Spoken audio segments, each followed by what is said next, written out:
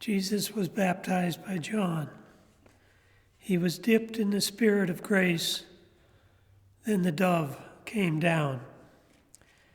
In Mark's Gospel, it appears that no one but Jesus saw the dove or heard the voice. So what is Mark telling me when I read this story?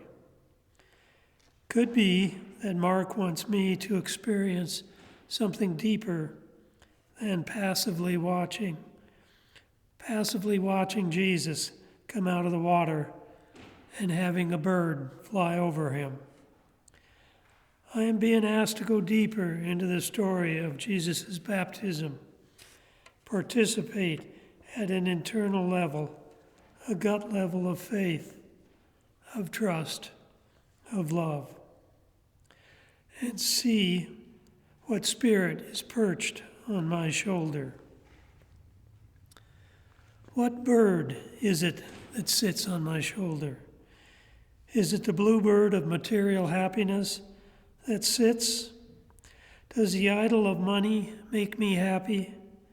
I consider myself a privileged American. I am retired, so I don't have to worry about losing a job. My house is paid for, so I don't have to worry about losing the roof over my head. I have Medicare, so my health insurance is covered. I should be happy, and I guess I am, and yet the Spirit is nagging at me. Is it the hawk of war that sits on my shoulder, one that's always fighting with others and living alone, and alone, and alone? This bird is the strong, independent authoritarian that says I should always go by myself in the world. You know that bird. Never trust anyone. Get yours first, because there is not enough to go around. They are different from me, so protect myself from them. Is the hawk my idol? Is it the raven of death and separation that sits on my shoulder? I'm glued to PBS NewsHour every day at 4, so I can get my news fix.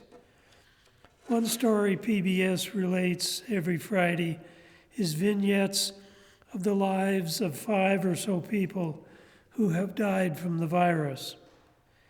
If you have seen these, you know that it's hard to listen to. But I am amazed by the beautiful stories of the lives of so many people.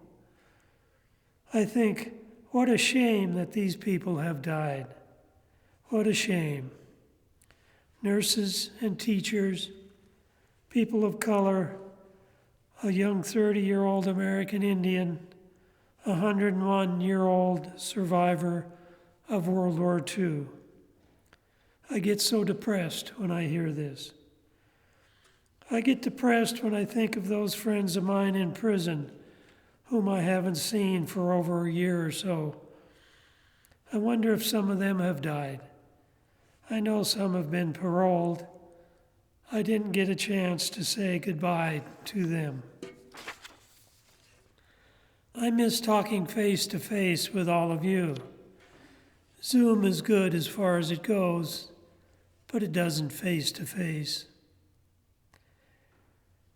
Bishop Dan Edwards, in his book, God of Our Silent Tears, in describing the action of the Spirit, says this: life is often more than we can bear, and yet to our utter amazement, people do rise from their ashes and walk on, sometimes heroically, wisely, compassionately, occasionally even joyfully. When this happens, we know that we are witnessing a miracle and a mystery. Human beings are not this resilient. No one could be. And yet it happens.